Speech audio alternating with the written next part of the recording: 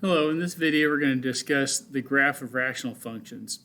The big things that you need to know about rational functions are where they have asymptotes, either vertical or horizontal, and then how to move them around the graph up and down, left and right, that kind of thing. Let's start out with just some kind of real basic rational functions. We'll say something like 4x minus 1 over x squared minus 1. Now, I'm focusing mostly on the asymptotes for right now. The vertical asymptotes on a graph always come from the x values that are not allowed to be put into this equation. And if you're not sure, you can always kind of factor them. This is the difference of two squares. We have x plus 1 and x minus 1. So the x's that are not allowed would be negative 1 and positive 1. So let's just kind of put that out there on the graph. 1, negative 1, those are asymptotes. Those are imaginary vertical lines that the graph never touches. And then for the horizontal asymptote, that is always going to come from the two highest degree terms, one on top of the other.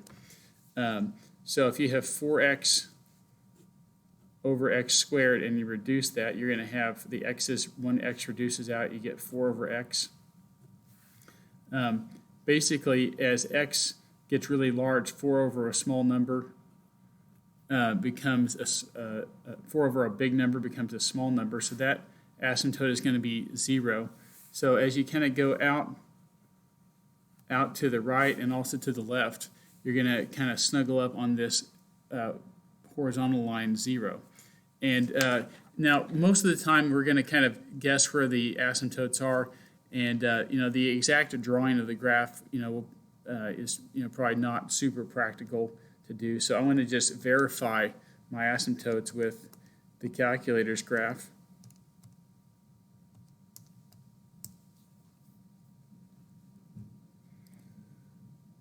Okay, so you can see, right here at negative 1, there's an asymptote. Right here, the graph snuggles up to that imaginary line but doesn't touch it. Same thing here at positive 1, another imaginary line.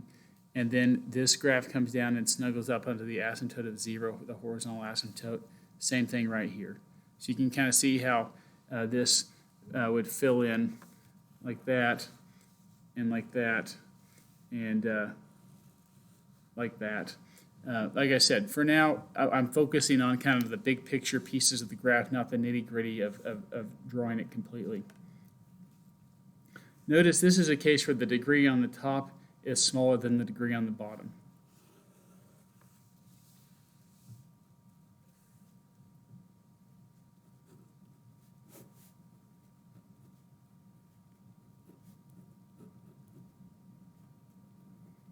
Okay, let's take a look at this one. For starters, I want to know what x values are not allowed on the bottom. And I'm going to factor that to find out 4 times x cubed minus 8. And it looks like if x were 2, that would cause 2 cubed is 8 minus 8 to be 0. So my domain, all real numbers are allowed except for 2. So if you begin to draw your graph, you'd have 2. This is an asymptote. An imaginary line that the graph cannot touch. So that's my vertical asymptote, the only one. For the horizontal asymptote, you take 3x cubed over 4x cubed and reduce it as much as you can, and you get 3/4. So here's 1, and here's 3/4.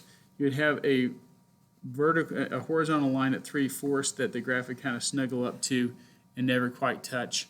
And you'd end up with branches that look kind of like this and like this, and I want to actually just draw them on the calculator so you can see a better version rather than drawing them by hand.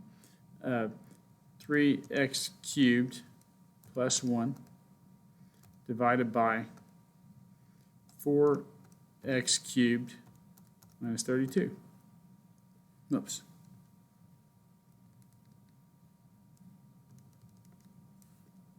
X cubed minus 32. Okay. So kind of hard to see. I'm going to take my, you can see that at 2 we have this asymptote like I showed you here. I'm going to just zoom in on my window, maybe make the y go from negative 1 to 3 so you can kind of see this a little bit more closely. Sure enough, right about 3/4, you can see that graph, there's a horizontal line at 3/4 that's just not quite there, but the graph is kind of hugging up on it. That is my horizontal asymptote. That comes from the 2 highest degree terms here being reduced out, and seeing that as x gets super big here, this 3x cubed and 4x cubed just converges to 3/4. Just like over here, this, as x got big, this converged to 4 over x, which was 0. This is the end behavior. This is another way of thinking of end behavior. Notice here the power on bottom was larger. Here the powers were the same. The next example I'm going to do is going to have a power on top that is larger. You can kind of see the full gamut of the options for asymptotes.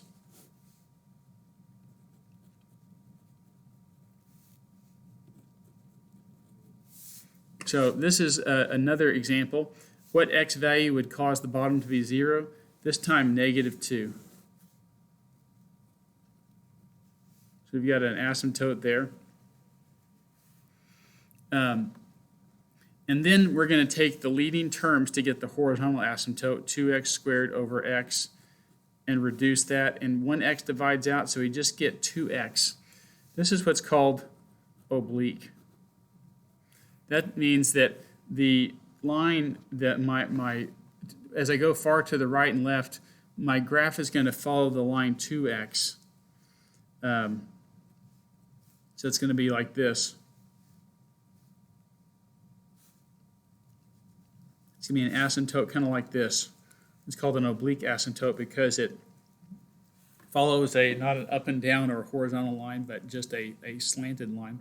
Let me graph this for you and show you how it ends up.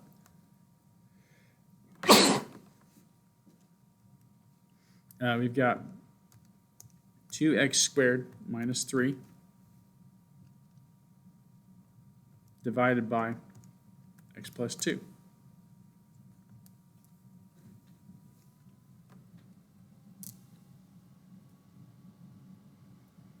You can see there's an asymptote there at -2. This kind of goes click, click, click, click, click all the way down and doesn't quite approach -2. And then the line 2x right here, this is kind of approaching the line 2x. It is, anyway, you can kind of see that hopefully.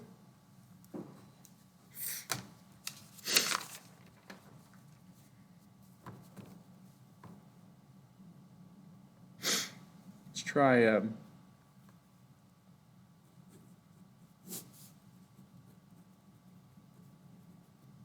something where there's more than one vertical asymptote like this. This time, to figure out what x values would cause the bottom to be 0, you have to factor. What multiplies to be 4 but adds up to -5, probably a -4 and a -1. So x cannot be 4 or 1. Those are my initial asymptotes. Like that. Like that. And then for my horizontal asymptote, I take 2x squared over 1x squared, and I notice that as x gets really big, 2x squared over 1x squared approaches 2. So my horizontal asymptote is 2. That's the y value that we're never going to quite get to, like that. And I'm going to graph this on the calculator so you can kind of see how that comes out and what those asymptotes look like. And make sure they appear like you expect them to. 2x squared plus 3x plus 1 divided by x squared minus 5x plus 4. And we'll graph that.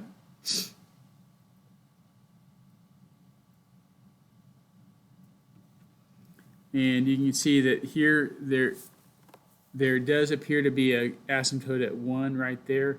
1, 2, 3, 4. There does seem to be maybe an asymptote there. Let's make the graph go up higher So maybe you can see that better. Let's go maybe up to 40, down to 40, count by fives.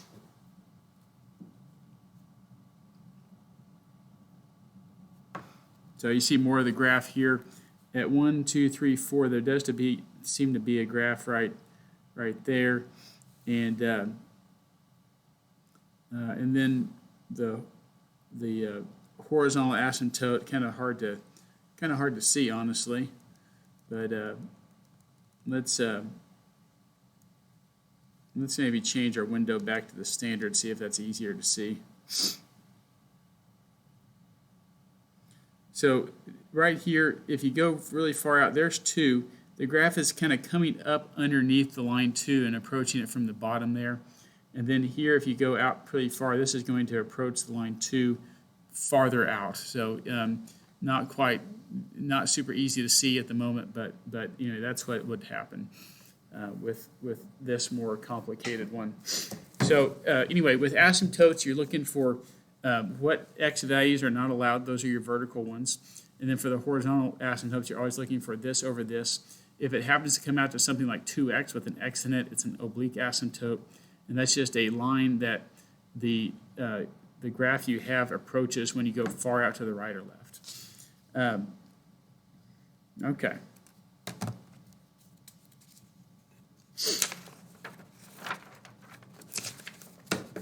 Next thing to talk about is shifting a graph around.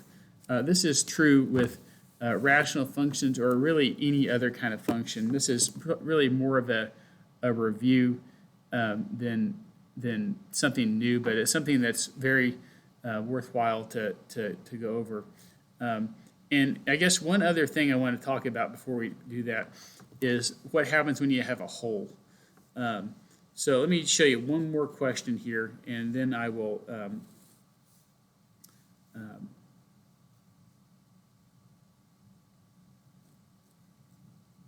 move on. Let's just do something like this, x plus 2 over x squared minus 4. So for starters, if you're trying to determine what the domain is, you factor x plus 2 and x minus 2. X here can be any real number except for minus 2 or positive 2. Those are 2 numbers that would make the bottom 0. So those are definitely not allowed ever on your graph. However, if you come factor this and you have x plus 2 times x minus 2 and then x plus 2 on top, you might have noticed that that cancels out, and this actually simplifies down to 1 over x minus 2. So what happens is, obviously you still can't put in 2. 2 is an asymptote. Negative 2 is still a problem. You always have to go from the original form of your problem. You cannot just cancel that x plus 2 out and pretend like it was never there. But this is now a hole, and it's called a removable discontinuity. And so your graph looks like this. You have one asymptote, like that. Also, by the way, look at your x over x squared for your horizontal asymptote. You would have, what's x over x squared? Well, that's like 1 over x, and as x gets big, that goes to 0. So we do have a horizontal asymptote of 0, kind of like this. And then whenever we get to x is negative 2 over here, we're going to see a hole in my graph.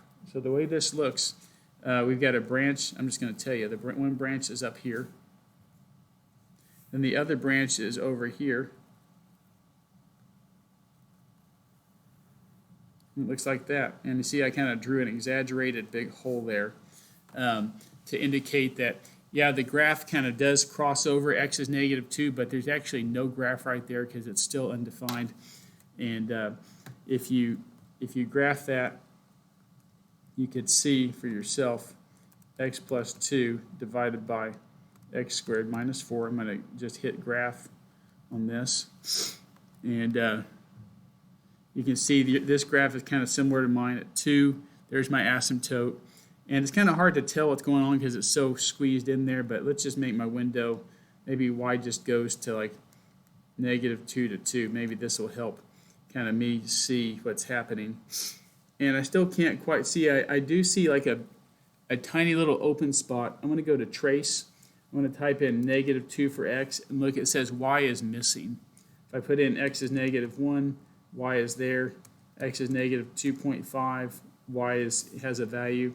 But if you kind of go to -2, that's a hole, and I can kind of see there's like 1 pixel that's missing, but I'm not sure you can see that on the camera. But anyway, that's called a hole. It's called a removable discontinuity.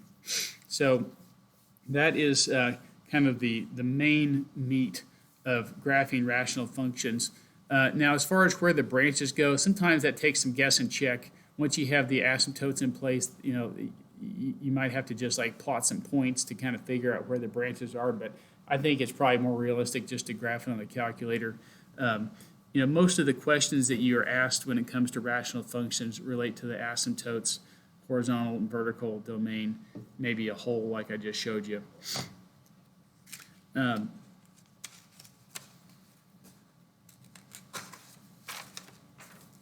One last little thing I want to squeeze in here. It relates to, like I just mentioned, shifting functions around. So we've already learned that if you have f of x is x squared, that's a parabola. If you shift it up 2 and over 3, it would look like this. This would be right 3 and up 2, right 3 and up 2.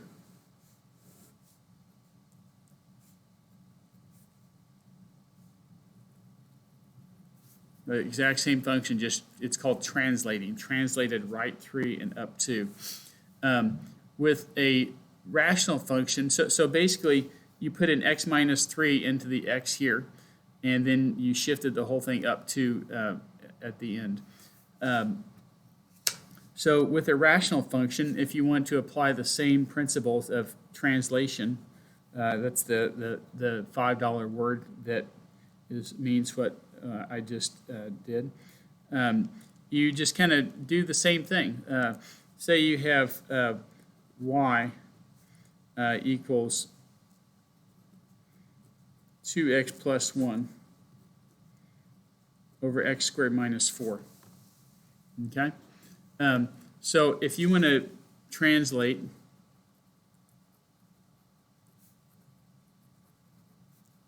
the thing right 3, what you do is you insert x minus 3 for every x.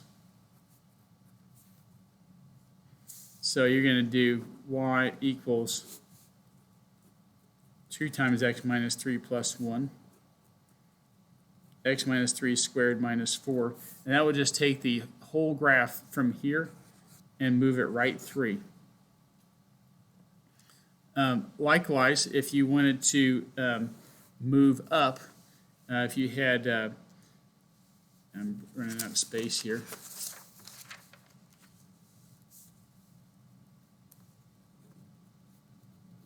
The same graph again. Well, do x squared minus 4. If say you want to move up 5, translate up 5, all you do is you just add 5 at the end. That's it. So you would just have y is 2x plus 1, x squared minus 4 to make that look a little bit better, plus 5. This would be up 5 from that. So just one last little hint about translating. If you're given a function f of x and they say move left 5 and down 1, what you do is you say, okay, left 5, that's going to be f of left and right goes inside. You plug in, for left you would plug in x plus 5 for x. This would be f of x plus 5. That would be left 5. And then for down 1, you just do minus 1 like that. So this would be move left 5 and down 1 based on this original function. So we've talked about that already in a different section, but that's kind of a reminder and something you can use for rational functions. Even if you plug in, even if you have a rational function, maybe let me just do one more that looks really wild. Say you have y equals x squared minus 11x minus 12, and then x cubed plus 27. And you want to go down 3 and left 4. So what you're going to do for the left 4, you are going to replace x with x plus 4. And that's for the left 4 part. And then for the down 3, you're just going to take away 3 at the end. So your new rational function would look like this. X plus 4 squared minus 11 times x plus 4 minus 12. X plus 4 cubed plus 27. That's my left 4 shift. Everywhere you see an x, I put an x plus 4. And then at the end, down 3. So that's all there is to it. Now, you could multiply all this out. It would be a big headache and mess, but it would be doable.